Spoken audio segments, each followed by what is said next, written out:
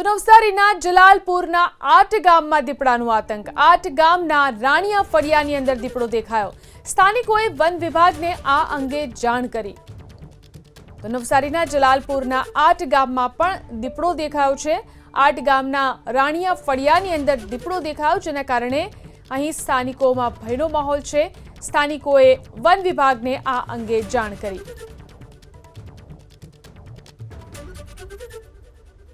તો રાતના દ્રશ્યો છે, જોઈ શકાય છે। આ દ્રશ્યોની અંદર જે દીપડાના આંટા ફેરા ગામની અંદર જોવા મળ્યા, જેના કારણે ગામમાં ભય ફેલાયો। 8 ગામના આ દ્રશ્યો છે।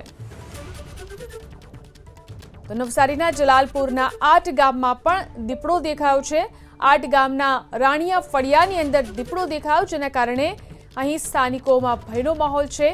સ્થાનિકોએ વન વિભાગને આ અંગે જાણ કરી।